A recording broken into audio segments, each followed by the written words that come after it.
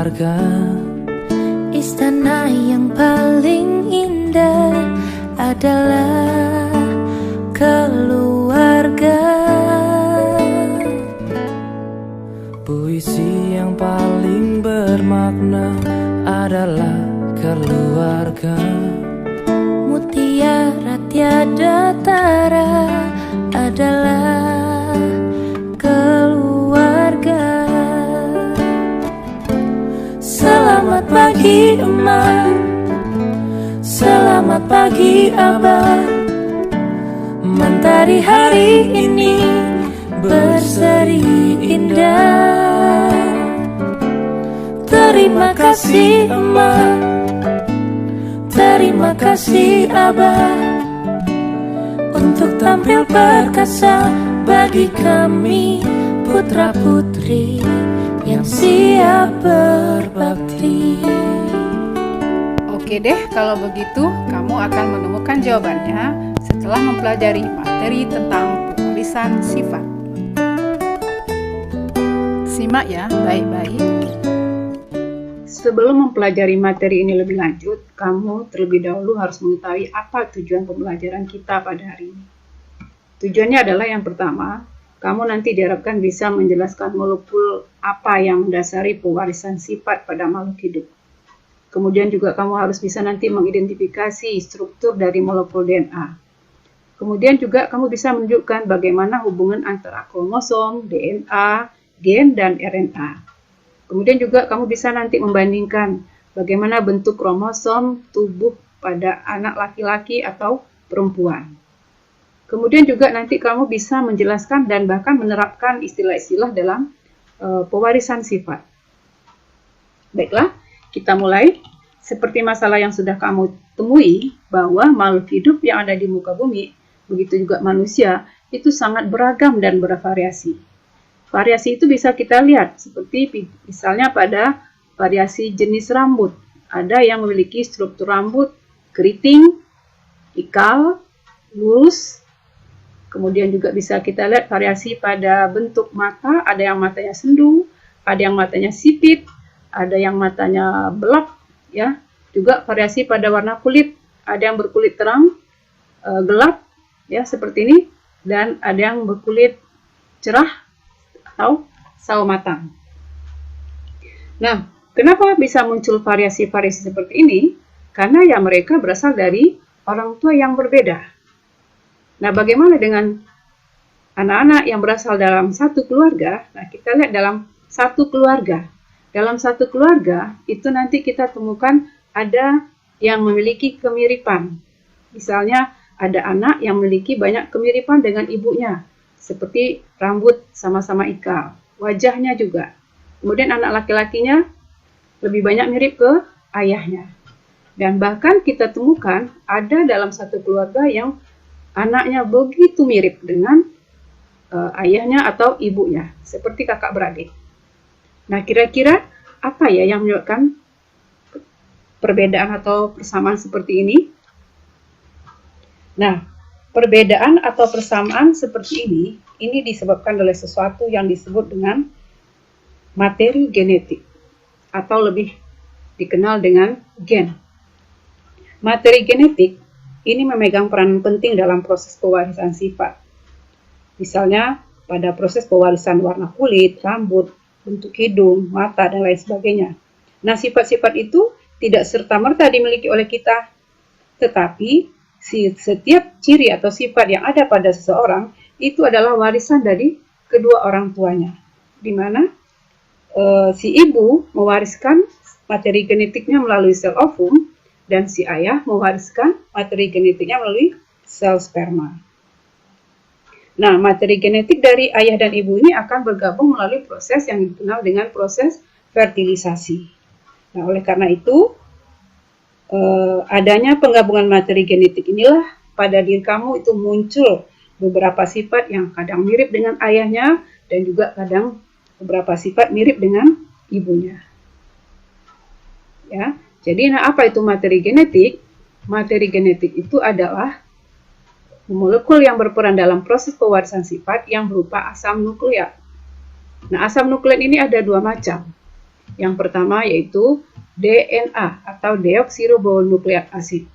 Yang kedua adalah RNA atau ribonukleat asid. Kemudian kita lihat perbedaan antara DNA dengan RNA. Yang pertama kita lihat dulu strukturnya. Struktur DNA dengan RNA. Menurut penelitian Rosalind Franklin dan James Watson, dia menemukan bahwa DNA ini memiliki struktur seperti untaian ganda yang berbentuk helix atau double helix, dikenal dengan double helix ya. Jadi rantainya rantai ganda. Nah, sementara RNA ini membentuk suatu rantai namanya rantai tunggal. Jadi satu rantainya. Kalau DNA ini rantainya ganda, double helix. Kemudian masing-masing DNA atau RNA ini terdiri dari asam nukleat, di mana satu asam nukleat itu terdiri dari subunit yang dikenal dengan nukleotida. Nah, masing-masing nukleotida ini tersusun dari gugus fosfat, gula, dan basa nitrogen. Jadi ini dia nukleotida yang dikatakan dengan nukleotida, di mana satu nukleotida ini terdiri dari gugus fosfat, ini gugus fosfatnya, kemudian ini adalah basa nitrogennya, dan ini adalah gulanya. Sama juga halnya dengan RNA. Nah, kemudian perbedaan yang kedua adalah struktur dari gulanya. Untuk DNA, itu gulanya berupa gula deoksiribosa. Jadi DNA ini gulanya gula deoksiribosa, nanti kamu lihat pada tabel ya. Kemudian untuk RNA, ini gulanya adalah gula ribosa. Nah, masing-masing nukleotida ini juga terdiri dari unit yang lebih kecil lagi yang disebut dengan nukleosida. Nah, nukleosida ini adalah tersusun dari gula dan basa nitrogen, jadi tanpa gugus fosfat ya. Jadi cuman ada basa nitrogen dan gulanya saja. Kemudian ada 4 senyawa yang penyusun basa nitrogen pada DNA, yaitu adenin dan timin, di mana adenin ini dilambangkan dengan A, timin dilambangkan dengan T. Nah, adenin dengan timin ini selalu berpasangan. Kemudian sitosin dan guanin. Sitosin itu selalu berpasangan dengan guanin. Ya, sitosin dilambangkan dengan huruf C, guanin dilambangkan dengan huruf G. Nah, untuk basa adenin dan guanin, ini merupakan atau termasuk dalam kelompok basa purin. Jadi adenin dan guanin, A dengan G, ini termasuk ke dalam basa purin. Ya, ke dalam basa purin. Kemudian sitosin dan timin ini termasuk atau dikelompokkan ke dalam basa pirimidin. Ya. Nah, kemudian untuk RNA ini agak berbeda dengan DNA.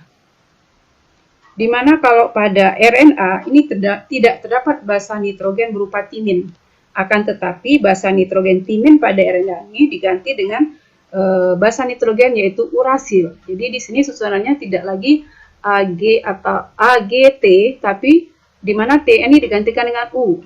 Adenin, guanin, dan urasil. Ini dia, adenin, urasil, guanin. Jadi timin nggak ada lagi pada RNA. Nah, untuk perbedaan yang lebih lengkap, kamu lihat di dalam tabel. Ya, jadi seperti yang sudah kita bahas sebelumnya bahwa RNA itu merupakan rantai tunggal, kemudian DNA itu merupakan rantai ganda. Kemudian letaknya, nah kalau DNA ini letaknya terdapat pada inti sel. Selain di inti sel juga ada yang terdapat di mitokondria, plastida, kloroplas, dan sentriol. Nah, sementara RNA itu berada di dalam sitoplasma sel, ribosom, dan inti sel. Kemudian jenis gula tadi sudah kita bahas, bahwa untuk DNA itu gulanya lah deoksiribosa, kemudian RNA adalah gulanya ribosa. Kemudian basa nitrogen tadi udah dibahas juga bahwa DNA itu basa nitrogennya kelompok pirimidin itu terdiri dari atas timin dan sitosin. Kalau untuk RNA, timinnya diganti dengan urasil. Ya, digantikan urasil. Kemudian fungsi. Kalau DNA itu fungsinya sebagai materi genetik atau bahan baku untuk sintesis protein. Kalau RNA itu adalah sebagai alat dalam sintesis protein. Kemudian dari kadar jumlah, itu DNA itu jumlahnya tetap tidak dipengaruhi oleh aktivitas sintesis protein. Sementara RNA itu jumlahnya itu tidak tetap dipengaruhi oleh aktivitas sintesis protein. Kemudian keberadaannya juga DNA itu permanen, kalau RNA itu periodenya pendek karena mudah. Kemudian di manakah ya kira-kira letaknya DNA? Nah, seperti yang sudah kamu ketahui bahwa setiap makhluk hidup itu tersusun dari berjuta-juta susunan yang paling kecil, yaitu yang dikenal dengan sel. Nah, dalam satu sel itu kita temui ada bagian yang dikenal atau organel yang dikenal dengan inti sel atau nukleus. Nah, dalam nukleus itu kita temui materi genetik yang tersimpan dalam suatu bagian yang disebut dengan kromosom. Ini dia kromosom. Satu buah kromosom ya, ini terdiri dari telomer. Ini yang merupakan telomer atau lengan kromosom. Yang bagian tengahnya ini adalah sentromer atau pusat kromosom. Nah, di dalam telomer inilah atau di dalam lengan kromosom inilah terdapat untaian panjang dari DNA. Ya, kira-kira katanya panjang DNA itu lebih kurang 20 triliun meter. Jadi sangat panjang. Di mana DNA ini melilit pada protein yang disebut dengan protein histon. Nah, itu dia DNA. Jadi terdapat pada atau di dalam kromosom. Nah, kemudian yang manakah yang gen? Nah, selama ini kita sering menyebut gen. DNA sepertinya sama, tapi kenyataannya dia sama tapi agak sedikit berbeda. Nah, yang manakah yang gen? Nah, gen itu adalah berupa potongan pendek dari DNA. Seperti ini, misalnya sepenggal. Sepenggal atau potongan pendek dari DNA, itulah yang dikatakan dengan gen. Nah, di dalam gen inilah terdapat kode-kode informasi genetik, ya, berupa susunan dari protein-protein yang berbeda, susunannya. Sehingga nanti akan diwariskan ke keturunannya. Jadi, kalau kita lihat susunan atau sistematikanya, bisa kita ambil kesimpulan bahwa gen itu adalah yang paling kecil, yang berupa potongan pendek dari DNA, kemudian DNA terdapat dalam kromosom, kemudian kromosom berada pada inti sel. Berikut kita lanjutkan dengan jenis-jenis kromosom. Nah, kromosom pada makhluk hidup itu ada dua jenis. Yang pertama namanya kromosom tubuh atau dikenal dengan istilah autosom. Apa itu autosom? Yaitu kromosom yang punya bentuk dan sifat yang sama, baik pada anak laki-laki ataupun pada individu perempuan. Nah, biasanya kromosom autosom inilah terdapat pada alat-alat tubuh. Contohnya seperti pada darah, rambut, tulang, ya, kemudian jaringan saraf. Pokoknya adalah semuanya selain kromosom kelamin. Jadi itu yang dinamakan kromosom tubuh. Nah, pada manusia jumlah kromosom autosomnya itu adalah 22 pasang atau 44 buah. Kemudian yang kedua adalah gonosom atau kromosom seks, yaitu kromosom yang mempunyai bentuk dan sifat yang berbeda pada individu laki-laki dan perempuan. Ya, pasti terdapat di dalam alat kelamin. Nah, kromosom seks ini hanya berjumlah sepasang, yaitu ya jantan kalau tidak betina. Jadi jumlahnya hanya sepasang atau 2 buah. Jadi kalau kita total pada manusia, kalau kita total karena jumlah kromosom autosomnya ada 22 pasang atau 44 buah, kemudian kromosom seksnya ada 1 pasang atau 2 buah. Jadi kalau kita total jumlah kromosom pada manusia itu ada 44 ditambah dengan 22. Jadi, 44 ditambah 2 buah kromosom. Jadi ada 46 kromosom. Atau sama dengan juga 23 pasang. Ya, jadi itu pada manusia. Kemudian kita lihat lagi perbedaan antara kromosom autosom dan gonosom. Nah, kalau kita lihat pada bentuknya sama mungkin ya. Kemudian keberadaannya. Untuk kromosom autosom atau kromosom tubuh itu selalu berada dalam bentuk berpasangan atau dikenal dengan 2N atau diploid. Kemudian untuk kromosom gonosom atau seks itu selalu berada dalam keadaan tunggal atau sendiri, dikenal dengan haploid atau N. Ya, tadi seperti sudah kita bahas bahwa manusia itu memiliki 46 kromosom atau 23 pasang. Itu terdiri dari 22 pasang autosom dan 1 pasang gonosom. Nah, kromosom yang ke-23 itu adalah kromosom gonosom yang membedakan laki-laki dengan perempuan. Nah, bagaimanakah susunan kariotip kromosom tubuh laki-laki? Nah, kalau laki-laki itu dilambangkan dengan tanda ini ya, bulat pakai tanda panah. Nah, itu untuk kromosom tubuhnya berarti ada 22 AA ditambah dengan XY. Kenapa? Karena laki-laki itu lambangkan dengan XY. Ya, jadi ada 22 AA ini berarti autosom. Berarti 22 autosom ditambah dengan XY. Ini untuk kromosom tubuh. Kemudian untuk kariotip kromosom kelamin ya pada laki-laki itu adalah 22A ditambah X dan 22A ditambah Y. Nah, kenapa seperti ini? Kenapa A-nya nggak double lagi? Karena ya, untuk kromosom kelamin dia tunggal, tidak berpasangan. Jadi 22A ditambah X dan 22A ditambah Y. Ya, karena ini adalah tunggal. Kemudian untuk kariotip atau susunan kromosom tubuh perempuan. Nah, perempuan itu dilambangkan dengan lambang seperti ini. Bulat pakai tanda tambah di bawahnya.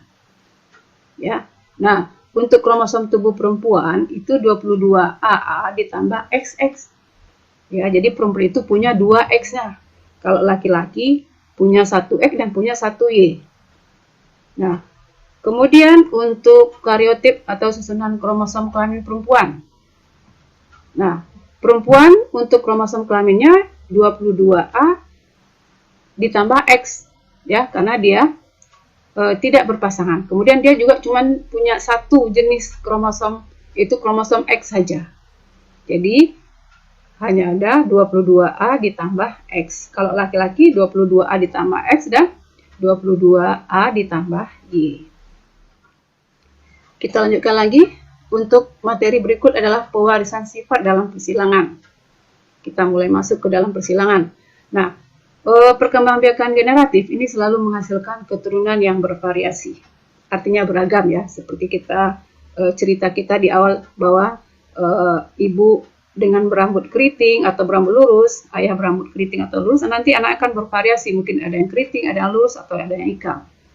Nah, seperti ini contoh yang sudah dijelaskan tadi, ayah berambut keriting, ibu berambut lurus, anaknya bervariasi. Nah, itulah yang dikenal dengan sifat beda. Nah, dalam mempelajari pewarisan sifat, nah kamu juga nanti harus paham dan sudah mahir dalam menggunakan istilah-istilah dalam persilangan. Nah, Ibu kenalkan beberapa istilah dalam persilangan yang sering dipakai. Nah, contoh misalnya dalam persilangan pada keturunan itu ada sifat yang muncul dan juga ada sifat yang nggak muncul. Nah, sifat yang muncul ini adalah dikenal dengan sifat dominan atau yang sifat yang menang. Kemudian sifat yang tidak muncul itu dikenal dengan sifat resesif atau sifat yang kalah.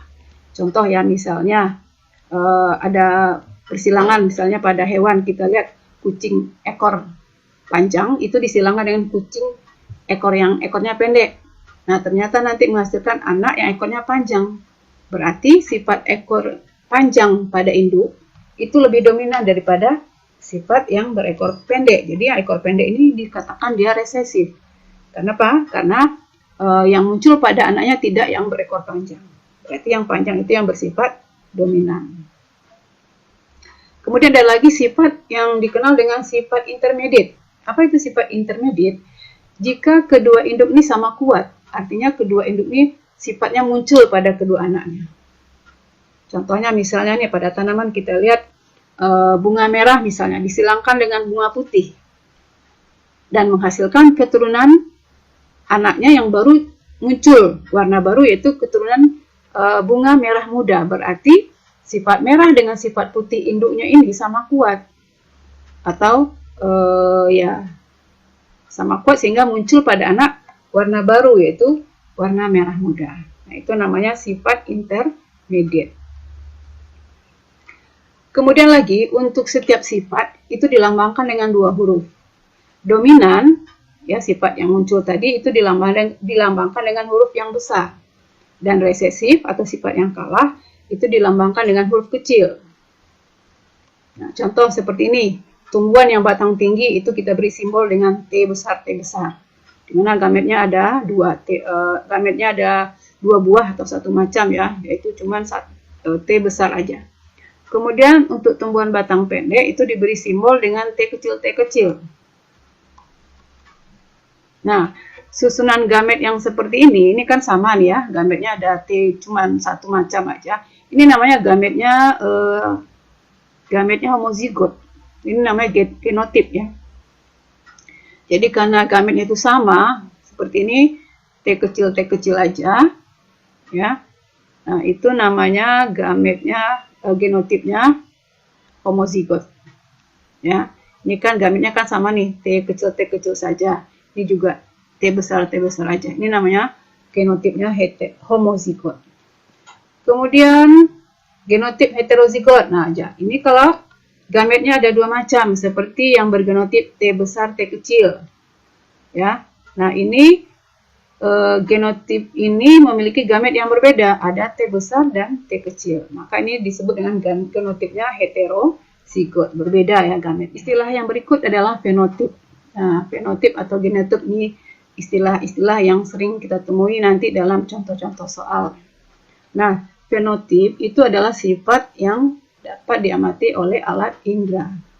Apa contohnya? Misalnya ya yang bisa kita amati dengan alat indera, misalnya ukuran ya, batang tinggi, batang pendek, kemudian warna merah, putih dan sebagainya.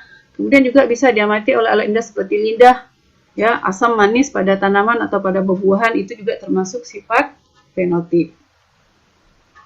Nah, untuk sifat yang tidak tampak atau tidak bisa dilihat itu dikendalikan oleh sifat fenotip. Yang dikendalikan sifat fenotip itu namanya genotip. Jadi genotip itu sifat yang tidak tampak namun dikendalikan oleh sifat fenotip. Nah, genotip ini diberi lambang dengan huruf.